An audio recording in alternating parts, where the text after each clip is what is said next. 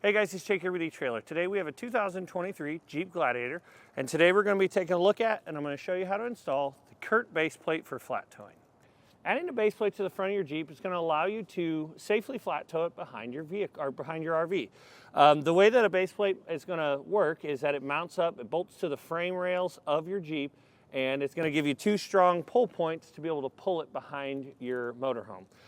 With this particular base plate, it doesn't have any additional bells or whistles. It doesn't have a tab for your 6-pole to mount to or a tab for your breakaway switch to mount to, which in my personal opinion are very, very helpful and useful. This one I had to get kind of creative to make a 6-pole bracket to mount our 6-pole to, but nonetheless, it's going to work just fine. It is a exposed cross tube, so you can see the whole base plate. There's a lot of other base plates out there for Jeeps that look really, really good. They may just take a little bit more customization to get them installed because it's just going to be these little tabs that are going to be sticking out of the front. All of this is going to be hidden behind the skid plate. So it's up to you. This one will have these removable tabs just like all those other base plates out there. You can take these out whenever you're not flat towing, and then this is all that's left on the front of your Jeep. Integrated in the end of our base plate is going to be these nice large loops for our safety chains to attach to in order to get hooked up to our RV. When it comes to the installation of this base plate, some people think that these are easier to install. Some people think that the individual base plates, that one goes on one frame rail, one goes on the other, and there's no crossbar. Some people think those are easier to install.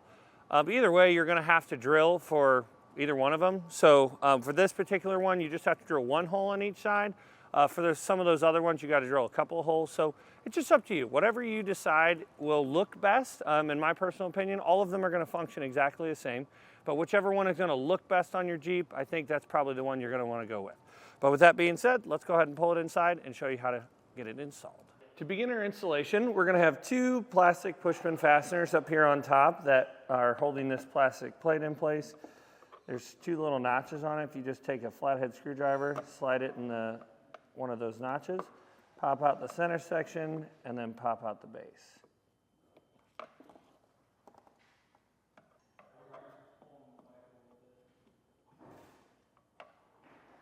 Now we need to take a 5/16 socket or an 8mm and remove the two screws that are holding the bottom of our skid plate in place.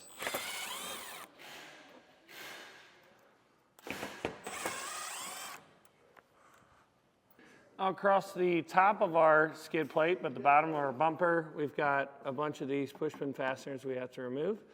Take a flathead screwdriver, or if you have a pushpin fastener removal tool, you can use that too. But same concept is pop out the center, and then we can pop out the base. This should just rotate out of place, and we'll set it to the side. Now we'll grab a 16mm socket. We're going to take this attachment point off, set it to the side.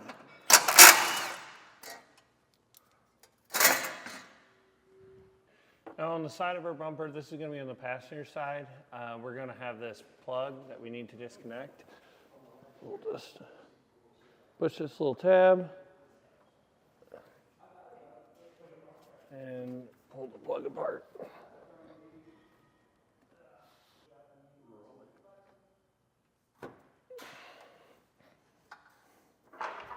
Now on the back side of our bumper, we're going to have 8 bolts, 4 on this side, 4 on the other side that we have to remove.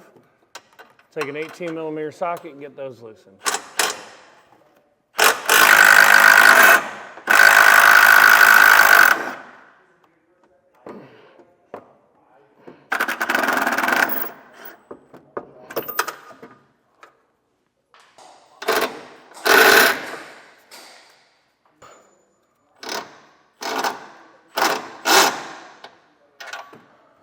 Now you can get an extra set of hands if you need it. Typically these aren't too super heavy, but we'll just kind of wiggle each side off. Just wiggle it loose, and then you'll get the threads to pass through those holes. And then we'll take our bumper and set it to the side. On each side of the frame rail, or on each side of the vehicle, on the outside of the frame rail, we'll have this support bracket We're going to take that off, just the outside. Leave the inside ones. We shouldn't have to worry about those. Now what we're going to do is we need to take this bottom hole here and open it up enough to where we can get our hardware to fit in through it, because this needs to be on the inside of the frame to be able to pull out of the frame. What I'm going to do, they tell you to just open it up with a die grinder or something like that. I tried using one on the passenger side already, and it's very difficult and frustrating. So what I'm going to do is I'm actually just going to cut a slot up and just essentially make it a taller square so we can fit our hardware through.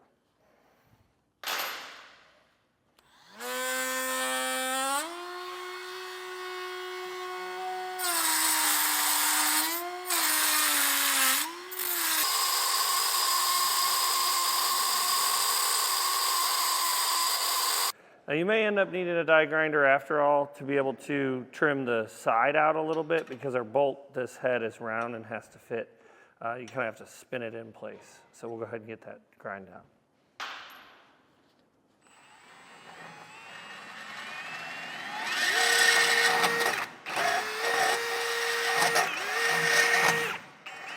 Now with an extra set of hands, we're going to take these little side brackets. The reason we took it out is because we needed to get the bolt out anyway.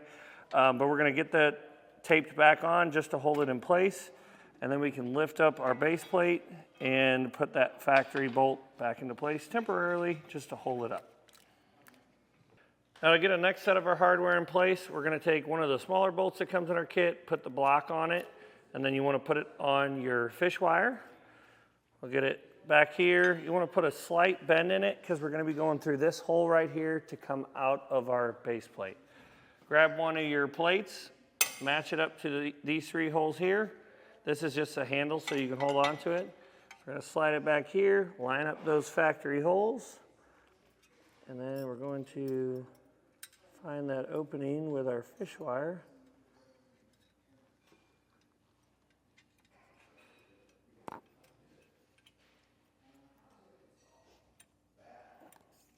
This, push it out, grab the end of it, toss that bolt and spacer block in there, move this around, and we'll pull it out. Now we're going to repeat that process with this lower hole. We'll have to spin this around to where they match up, and then this hole here. Now we can take our fish wires, pull those off, and then top each one of these bolts off with the appropriate nut. For this rear bolt, for our 1/2-inch bolt, there are going to be two slightly longer ones. We're going to save those bolts for when we put this bolt in up here, because it has to go from the inside of the frame rail all the way out. Now what you want to do is you want to make sure that your base plate is level. What I'm going to do is I just kind of eyed it up. There's not a whole lot of wiggle room here anyway, so I'm just letting it rest on the bolts. I do have all my bolts pulled through and straight, because we repeated that same process with the bolts over here. Now what I'm going to do is just take that 16mm socket, snug this factory bolt back down. That's going to allow the base plate to not move. Now that we've got our base plate kind of locked in by this bolt, we need to drill out a hole in the side of our frame rail to a 1/2 inch.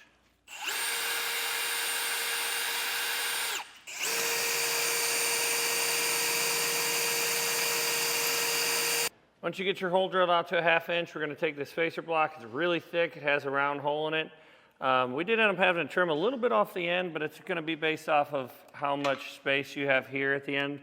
You just want to get this lined up with this hole in your plate and the hole you just drilled. And then what we can do is we're going to need our longer carriage bolts and our spacer blocks that I was just referring to earlier. What we need to do is take our fish wire, we're going to run it back through our base plate, through our spacer block there, and then we're going to come out of that hole that we drilled at the end of our frame rail.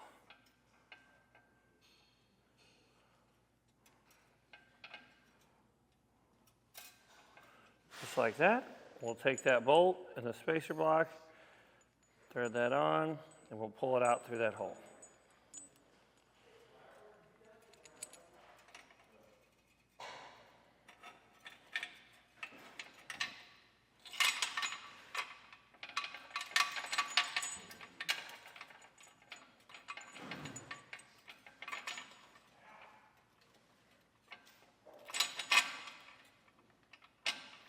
Just like that. Make sure that our carriage pole is seated inside that spacer block. Then take your fish wire, pull it off, and follow this with a nut.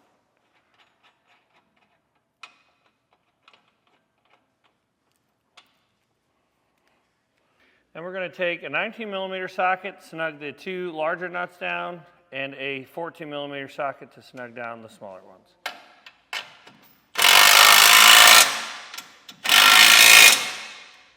And grab a torque wrench, and we'll torque all of our hardware to the specifications in the instructions.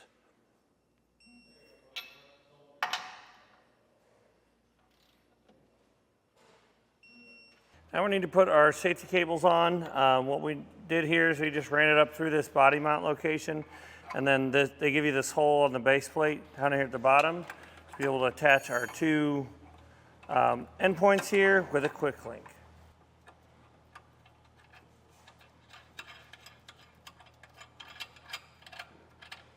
And then what I like to do is I like to take some of the slack out, get it as tight to the vehicle as possible, pull the slack from the other side closer in because, again, this is a Jeep, so if they do any off-roading, we don't have to worry about the tire hitting the extra cable. Just use some zip ties and zip tie it off to a couple of these points here just to make it nice and tight. Now we can take our bumper, we'll lift it back up into place. We'll line up all the holes, or all the studs. You want to make sure that your wiring harness is not getting in the way over here. So it likes to kind of veer that direction.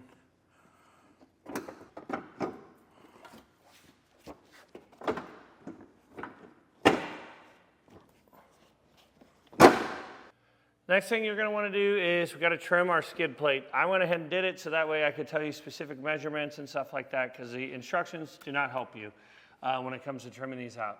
So if you take your skid plate, you hold it right up to it, there's going to be, remember those push pin holes that we took the push pins out of the top of this panel?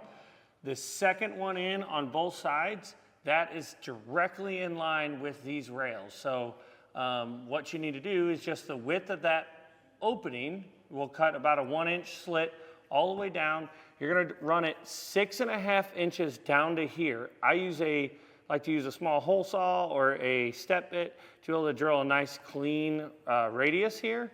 But then just take a multi-tool, cut it out. You can use a razor blade to score it and just keep scoring it until it breaks. But essentially, yeah, 6.5 inches from that top down here. You want to go straight down and do that on both sides of the vehicle, and it turns out really nice and clean.